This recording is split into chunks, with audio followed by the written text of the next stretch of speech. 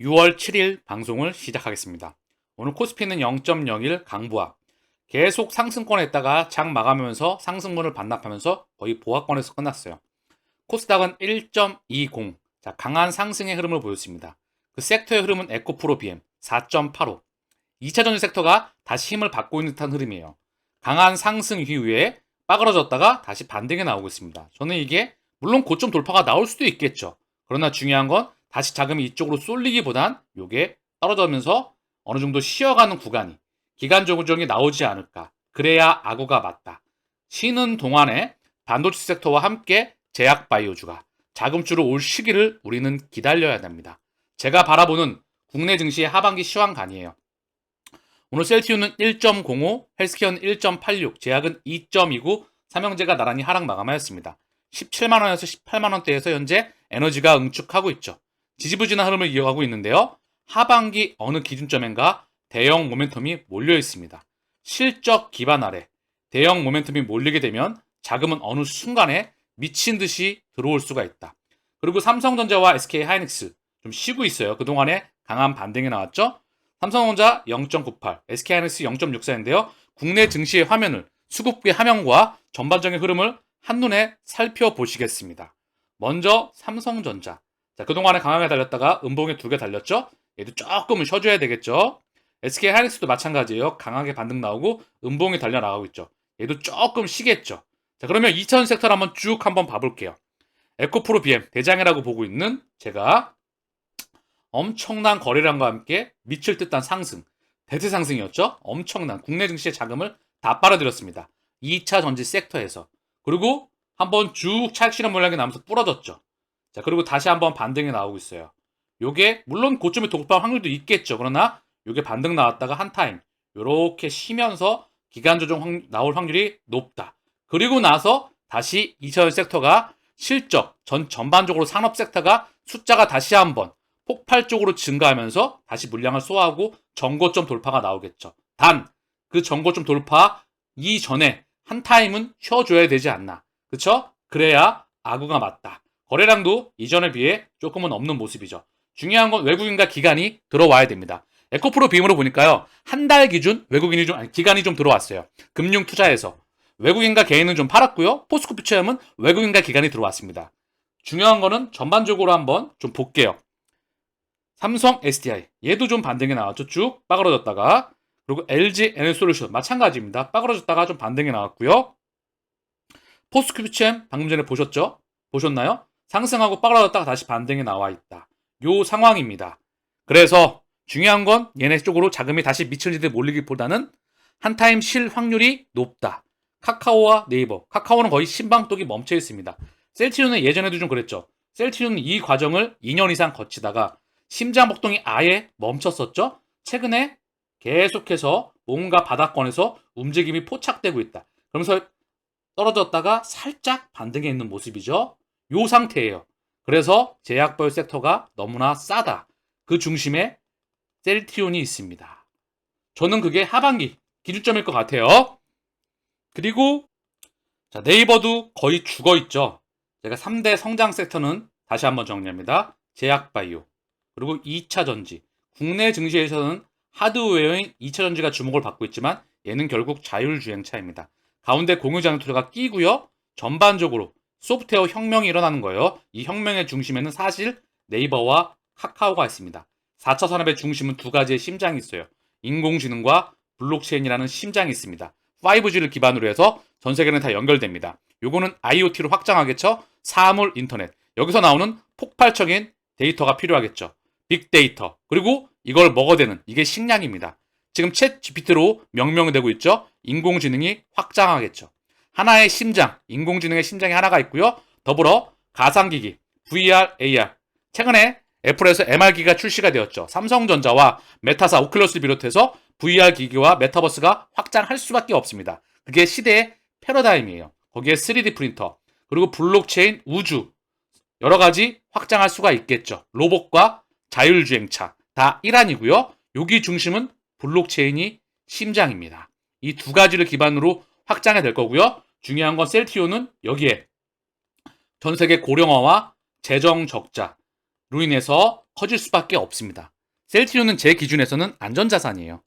아주 큰 대형의 수익을 바라진 않지만 안전하게 오래 동행할 수 있는 그런 몇 개 안 되는 회사 중에 하나이죠.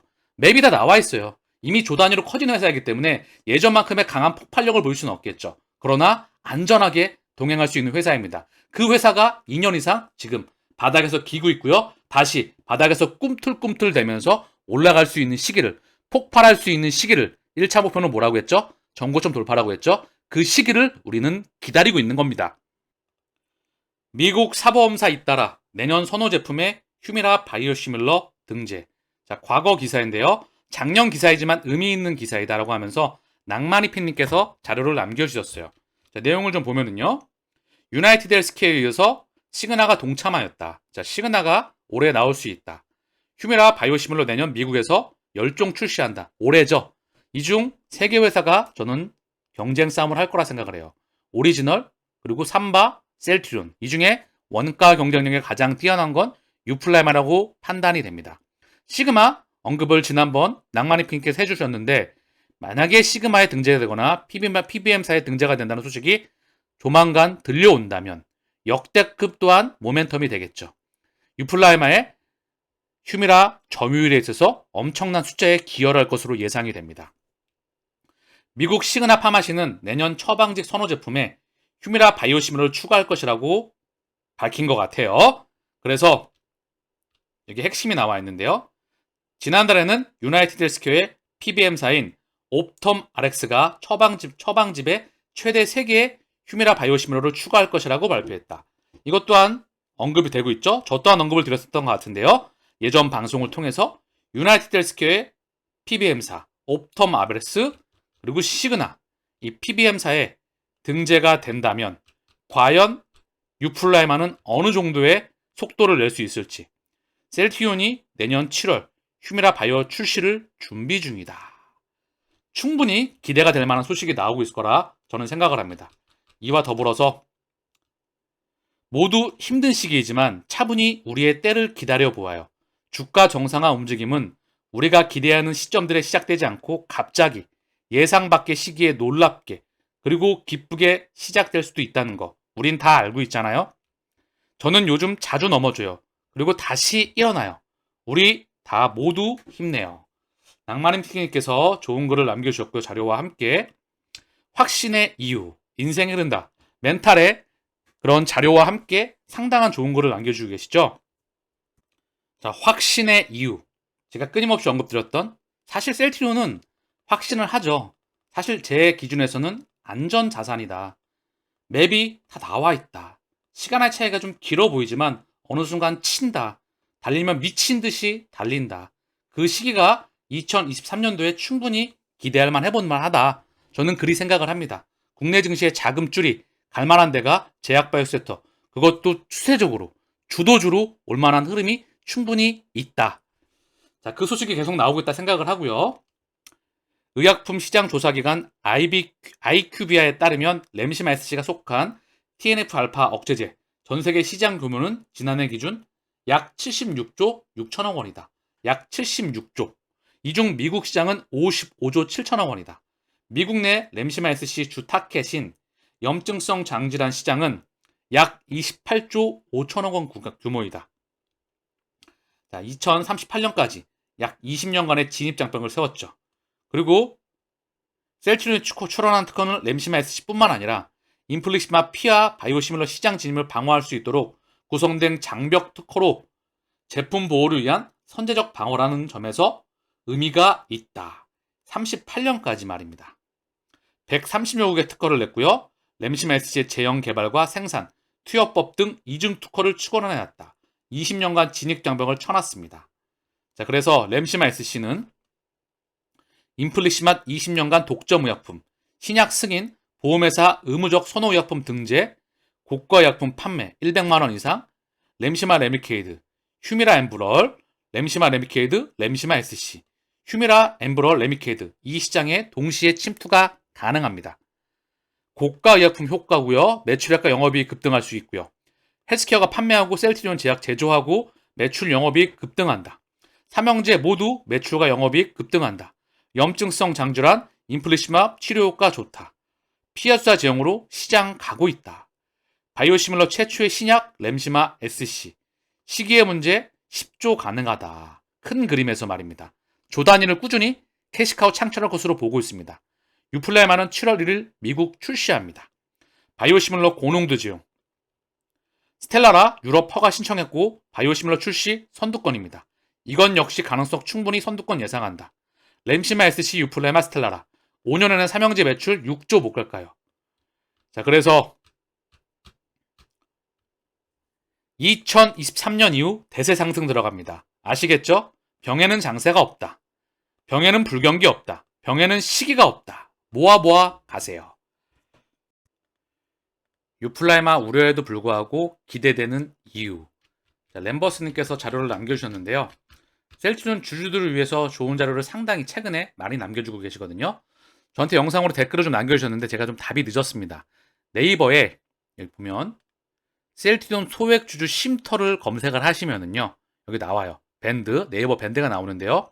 경제뉴스, 증권사 리포트 등 관련 정보를 공유하는 밴드입니다. 함께 공부하며 성토합시다. 약 740명이 가입한 밴드이고요. 경제뉴스 및 증권사 리포트 등 관련 정보를 공유하는 밴드이다 라고 하면서 쭉 들어가 보면 나옵니다. 여기 램버스님이 자료를 남겨주고 계시죠. 경제 시황과 함께 그리고 지금 경제 지표 그리고 여러 가지 좋은 글들 남겨주시고요. 지금 여기 보셔도 증권사 리포트를 매번 좋은 자료를 상당히 많이 남겨주시거든요. 시간이 되시는 분들은요. 여기 가입하셔가지고 많이 들어가셔가지고 공부를 많이 하시길 바랍니다. 정석으로 알려주시는 것 같아요. 그리고 좋은 자료와 함께 많은 글들이 있으니까 꼭 참여하셔서 밴드 가입하셔서 많은 활동하시기를 또 멘탈 관리 받으시기를 또 방송으로 들으는 것도 도움이 되겠지만 여기 가입을 하셔가지고 직접 참여하시면 조금 더 동행하는데 큰 힘이 될 수 있지 않나 그런 생각을 해봅니다. 자, 그래서 유플라마 우려에도 불구하고 기대가 되는 이유는 휴미라 바이오시밀러 약가인에 대한 우려는 사실 기후에 불구하다. 약가인의 우려는 분명하나 사용량 증가 또한 기대한다. 이미 타 바이오시밀러에서 경쟁력이 증명이 되었죠. 그날까지 2018님께서 좋은 자료 또한 남겨주시면서 그것 또한 반증해 주셨고요. 바이오시밀러 출시 이후 유럽에서 아달리부밥 사용량은 크게 증가하였다. 유럽에서는 유플라이마가 퍼스트 무버였죠. 자, 그리고 장기 사용 경험을 근거로 꾸준히 경쟁 우위를 보이는 안티 TNF 알파. 자, 유플라이마를 언급하는 부분이고요. 자, 류마티스 관절염 치료제. 자, 고농도 구연산염 제형의 강점이 분명하다. 10개 바이오시밀러 경쟁 중 모든 품목이 유의미한 점유율을 기록하기는 어렵다. 3개, 4개로 나눠지지 않을까 그런 생각을 해봅니다. 그 첫 타자에 저는 셀트리온이 들어가리라 생각을 해요. 고농도 구연산염 제품을 통해 약물에 대한 순응도를 높일 수가 있다. 제품의 경쟁력 또한 올라가고 있다. 그리고 램시마 SC는 바이오 베터로서 가능성을 확인하였다. 투약 편의성뿐만 아니라 효능, 안정성에서 우월성을 확인하는 램시마 SC.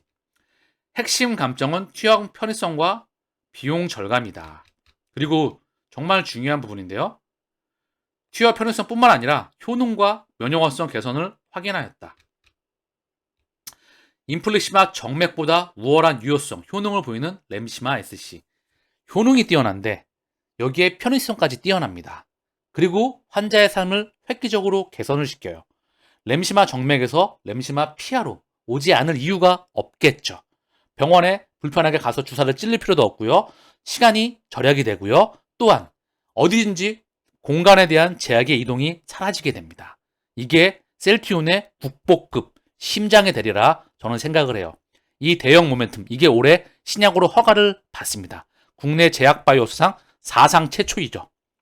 그렇기 때문에 하반기에 충분히 기대되는 모멘텀이 몰려있다. 자, 국내 증시를 좀 정리해 볼게요. 최근에 삼성전자와 SK하이닉스를 필두로 강한 반등이 나왔었죠.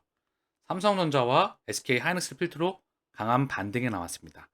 현대차도 반등이 나왔다가 좀 쉬고 있고요. 꺾였죠. 그리고 한국조선해양 최근에 반등이 나오겠죠. 조선의 섹터에 조금 반등이 나오고 있어요. 그리고 셀트리온도 반등이 나왔다가 멈춰있는 상황이죠. 현재 반등이 나왔다가 멈춰있는 상황이에요. 그리고 2차전지 섹터 또한 꺾였다가 반등 나오고 있는 상황이죠. 국내 증시에서 아직 자금줄의 향방이 정해지지 않았습니다. 반도체 섹터가 워낙에 삼성전자와 SK하이닉스, 국내 증시에서 상징적인 부분을 차지하죠. 그중 삼성전자가 심장입니다. LG에너지솔루션 시가총액 2위에 진입해 있죠. 2, 3위를 왔다 갔다 하고 있지만 SK하이닉스 어쨌든 중요한 건 반도체 안정 아래 2차전지가 한번 달렸습니다. 그 자금줄은 현재 방향성이 정해지지 않았어요. 어디로 갈지. 그러나 저는 제 개인적인 의견으로 제약바이오로 올 확률이 높다. 이미 1년 이상 물밑에서 작업이 어느 정도 진행되어 왔다. 저는 그리 생각을 해봅니다. 최근에 외국계 창구 흐름이 굉장히 많이 보여줬었죠. 그쵸? 하반기에 충분히 기대할 만하다. 저는 그리 생각을 합니다. 오늘 셀트리온의 공매도 매매 비중을 보시겠습니다. 셀트리온의 공매도 매매 비중은 4.93. 별로 없어요. 거의 공매도를 치질 않습니다. 이날은 좀 특이했던 날이었죠. 대부분 선동률 방어율 1, 3, 0, 0, 1, 1, 1, 2 그리고 3, 6, 3, 4 이때는 상당히 다급했어요. 윈도우 드레싱과 더불어서 거래량은 38만 4천 주. 오늘 1.05 하락 마감하였습니다. 헬스케어 공매도 매매 비중 13.16. 거래량은 73만 7천 주. 오늘 1.86 하락 마감. 제약은 공매도 매매 비중 16.17. 거래량은 15만 7천 주. 오늘 2.29 하락 마감하였습니다. 삼형제 수급을 보겠습니다. 오늘 기간이 2만 2천 주 순매수, 외국인은 6만 4천 주 순매도, 개인은 4만 주 순매수했습니다. 기간 2만 2천 주 중에서 금융투자가 5만 7천 주 매수했고요. 대부분 매수 이상을 담당했죠. 그럼 매도가 누구였냐? 사모펀드가 12,000주, 연기금이 8,200주, 투신이 10,000주, 보험이 4,300주. 나눠서 찔끔찔끔 매도가 나왔어요. 최근에 연기금이 2거래일 연속 매도가 나오고 있네요. 매도 물량이 크지는 않습니다. 연기금이 그래도 한 달 기준 20만 주를 매수하고 있고요. 셀트리온이 최근에 좀 쉬고 있네요. 개인의 매도 물량이 100만 주가 넘어갔었죠. 그 물량이 조금 줄어서 71만 주까지 매도. 어쨌든 좀 줄었어요. 외국인과 기관으로 넘어가는 게 외국인 20만 주, 기관 50만 주가 넘어가고 있네요. 금융투자도 한 달 기준 15만 5천 주를 매수하고 있는데 이 플러스의 폭이 다시 늘어나야 되겠죠. 그래야 상승권으로 외국계와 기관계로 넘어가는 흐름이 거래량이 많아지면서 폭이 커지면 당연히 상승권으로 들어가겠죠. 그 시기는 그들이 정하리라 생각을 합니다. 헬스케어 오늘 쌍끌이 매도가 나왔는데요. 기간은 4만 2천 주, 외국계를 통해 9,100주, 개인은 5만 주 순매수가 나왔습니다. 기간 4만 2천 주 중에서 금융투자가 8,800주, 연기금이 16,000주, 보험과 투신이 각각 3,700주, 7,600주, 사모펀드가 6,000주 매도가 나왔어요. 자, 기관들이 물량이 많지는 않았지만 사유좋게 나눠서 셀트리온과 마찬가지로 찔끔찔끔 매도가 나왔다. 한 달 기준 개인이 100만 주 넘게 매도가 나오고 있어요. 아직까지. 그러나 중요한 건 개인의 매도폭이 더 컸었죠. 얘도 셀트리온과 마찬가지로 매도폭이 살짝 줄었습니다. 외국인과 기관으로 넘어가는 매수폭도 조금은 줄었겠죠. 외국인으로 36만 주, 기관으로 68만 주 넘어가고 있습니다. 이 중에 기관 68만 주 중에서 금융투자가 19만 주, 사모펀드가 35만 주 순매수를 하고 있어요. 요 프로테이지가 다시 커지겠죠. 연기금 또한 다시 그 물량이 들어오리라 생각을 합니다. 자, 제약 오늘 쌍끌이 매도가 나왔는데요. 외국인 4만 3천 주 매도, 기관은 2,500주 매도가 나왔고요. 개인은 4만 5천 주 매수가 들어왔습니다. 자, 그러면서 외국인 원래 얘도 개인이 마이너스, 외국인과 플러스로 들어갔는데 외국인이 다시 찔끔 마이너스, 기관은 찔끔 플러스, 개인은 찔끔 마이너스. 아직 방향성이 다시 정해지지 않는 보합권으로 수렴해 있습니다. 자, 기간 2,500주 중에서 보험이 4,397주 매도했어요. 투신과 사모펀드가 각각 969주, 938주 매수를 했고요. 아직까지 방향성이 얘 또한 정해지지 않네요. 정해질라 그러다가 다시 쉬고 있는 듯한 흐름이죠. 주가와 함께 올라갈라 그러다가 다시 한 요 부분에서 쉬고 있듯이 수급 또한 다시 들어올 날을 거래량이 터지면서 우리는 기다려야 될 것 같아요. 국내 증시의 상승권이 반도체를 기준으로 해서 올라왔습니다. 여기에 현대차와 일부 조선 섹터들, LG화학 또한 화학주주가 또한 또 일부 올라왔었어요. 제약바이오가 좀 쉬고 있는데 여기로 들어올 시기를 우리는 차분하게 기다려 보시죠. 오늘 방송은 여기서 마치겠습니다. 감사합니다.